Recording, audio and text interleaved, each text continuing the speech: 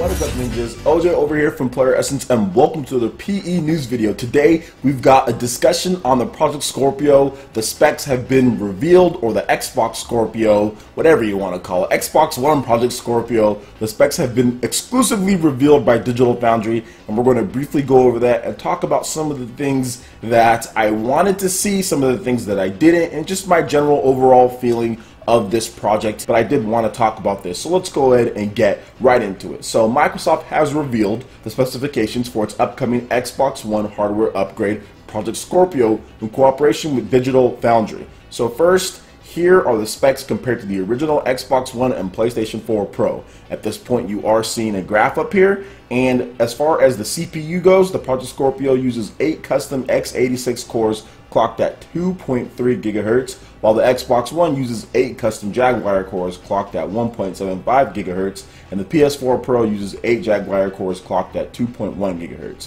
Now, the GPU, it's 40 customized compute units at 1,172 megahertz, while the Xbox One uses 12 GCN compute units at 853 megahertz. The Xbox One S is at 914 megahertz, while the PS4 Pro uses 36 improved GCN compute units at 911 megahertz. And here is the big one, probably a lot of people are going to be interested in, and that is the memory at 12 gigabytes of GDDR5 RAM. The Xbox One has 8 gigabytes of DDR3/32 megabytes of SE RAM, and the PS4 Pro is at 8 gigabytes of GDDR5 RAM. So they've definitely upped it quite a bit. I'm not sure if they did say furthermore in their analysis if the OS eats up or how much the OS eats up of that RAM, but I know on the Xbox One it eats up about a good 4 to 5 gigabytes or so as far as the RAM goes, so you really only get half of that. So we'll see how much the Xbox One or Xbox One Scorpio OS eats up of that 12 gigabytes of GDDR5 RAM. According to Digital Foundry, compared to the PlayStation 4 Pro, Project Scorpio is a higher spec machine in every sense, down to the optical drive that it plays new Ultra HD Blu-ray. Microsoft didn't provide Digital Foundry with a price or an official name nonetheless, but given the specification, the website predicts it will cost $499. Digital Foundry saw Project Scorpio running a Forza tech demo pictured, which is a stress test based on the Forza Motorsport 6 engine, running at maximum number of cars around a track with dynamic weather and all of the bells and whistles turned on. According to the website, the demo ran at full 4K resolution and a perfect 60 frames per second.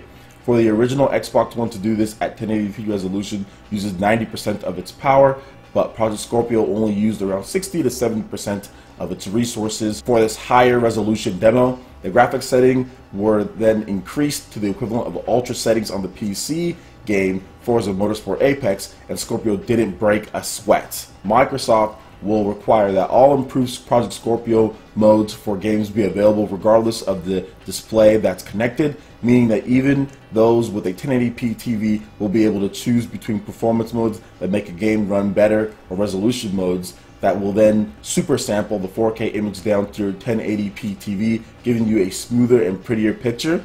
Digital Foundry says that all Xbox One games will run better on Project Scorpio, whether they've been patched with enhanced modes or not. That includes more stable frame rates that hit their target more often, no screen tearing, maximum possible resolutions at all times, nicer looking textures, and faster load times. Digital Foundry has much more coverage of the technical aspects of the hardware, and you can check those out. That will be in the links below. I'm not going to go over all of this stuff here. There is a ton of different things to talk about. But if you want to see the full rundown as far as what Digital Foundry says, is it better than PS4 Pro? They've got a whole lined up videos of this. They're going to make tons of money off people eating up this crap. When it comes to, and when I say that, not because the Scorpio is crap or anything, because obviously it's a nice machine, but when I talk about like the comparisons and the graphics and all this stuff that's already available on PCs, like pretty much if you want all this stuff, you can do it with a PC. Hey, you know, whatever. At this point, whatever. So we're gonna get into my thoughts. So one of the big things that I talked about when when I said, hey, like, I want to see this Project Scorpio be revealed, like what I want to see. I was like, man, I really want to see them like bring back a game. I want them to talk about a game. And what did they do? They talked about a racing game. I said, please, no sports or shooting or racing. When you talk about Project Scorpio, when you reveal it, please give us something to get excited about. And they talked about a racing game. They talked about dynamic weather. They talked about like the same dynamic weather in a racing game. And it's just like, something in the back of my head, I knew that that was going to happen. I knew that Microsoft was going to show off this thing and use some type of standard thing. Now look, they might still have some amazing games lined up. They might still have some really cool stuff that they're planning to do with this Project Scorpio when it comes to games. They might have some type of big RPG or something. But this is just me, just first impressions. I'm not thinking like so much into this. I haven't had tons of time to think about it. But this is just me, okay? Like, Japanese developers are going to be very hard pressed, obviously, to support this thing at its full potential. This is going to be an expensive system to develop for that, I would think, if you really want to take advantage of it. And I know that it's built to be smooth as far as the transition goes. From the Xbox One to the Scorpio, and even games that aren't really made for it will run better. So everyone will be able to take advantage of it in that sense. But to me, this really seems like Microsoft is rebooting things because they got beat so badly from the PlayStation 4. As far as things go, they want just a fresh start, and one of the big reasons I think that they felt maybe that the Xbox One failed was because it wasn't strong enough for like the Western market and what European gamers want with their games. Now, going forward, if they can advertise this as, okay, well, you get everything that you get on the PS4, you get everything that you would get, and games will run better. Your Xbox 360 games will run better. Your Xbox One games are going to run better. There's a reason why you should buy our system. PS4 Pro is $399. They haven't announced the price, but if this thing is $499, it is going to be $100 more, but still you can get better quality gaming. A lot of people might gravitate towards that. Maybe PC gamers gravitate towards that, the ones that haven't bought a Steam box at this point. But to me, this does kind of seem like a Steam box. It seems like a Steam box that you can't upgrade. But at the same time, once again, this is going to be potentially $500, right? So I don't think Microsoft would really price it over $500. So I'm kind of perplexed what to think.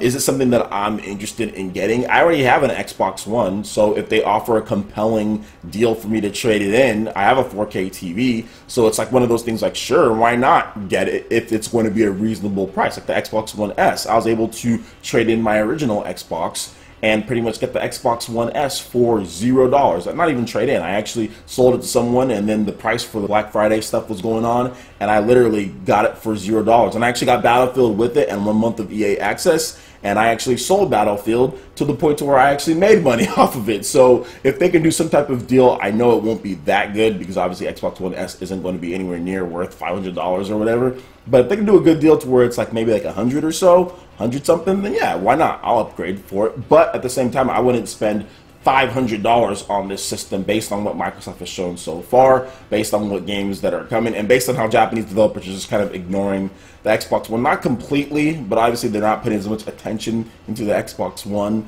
as they are with the PS4, and it looks like the Switch is going to be getting a lot more attention from Japanese developers based on some of the stuff that Square Enix has been saying. So for me, as an Xbox fan, as someone who liked the Xbox brand, who's been playing Xbox, since they launched, I remember seeing when The Rock was advertising this system. So to me, it's cool. I guess it's cool about all these specs. I don't understand what a lot of this stuff means. I just know the basic things, and I know basically what it means is that we're going to get games that run better. It's going to be like PC. I already have a PC that's already pretty powerful and can run a lot of games with 1080p 60.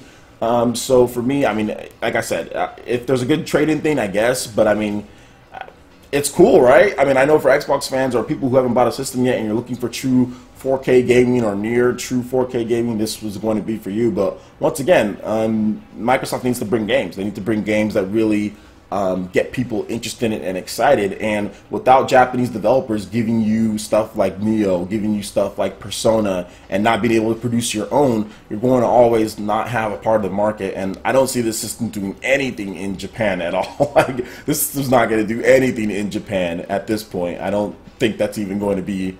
Yeah, I'm not even sure they'll release it in Japan. We'll see. Maybe they'll probably release it in Japan. They released the original Xbox one in Japan. So they'll release this one as well. But yeah, we'll see what happens. And what are you guys' thoughts on the Xbox Scorpio when it comes to the specs? It's definitely a powerful machine. It's definitely really good. It's really strong. And for those who are really tech enthusiasts that are looking forward to this, or if you're like an Xbox gamer only, heck yeah, trade in your Xbox and get this Scorpio and, you know, experience all the power and all that stuff. So I mean, I'm happy for everyone who was really looking forward to this and who are Xbox gamers and who really want to enhance their Xbox library and everything. This is good for them. This is definitely good for them. It's something new for you.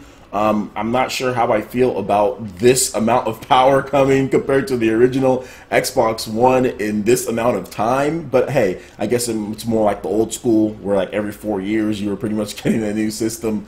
Last generation lasted a lot longer than anyone would have really anticipated. So yeah, so we'll see what happens in the future with this system, and I wish Microsoft the best of luck to them.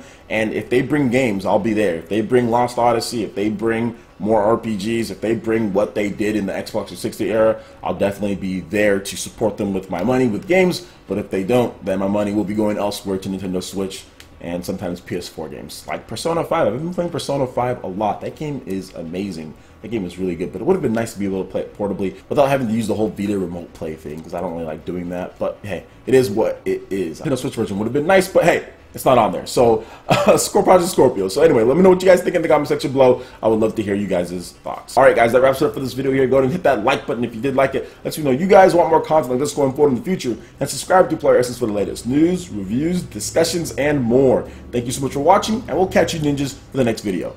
Peace.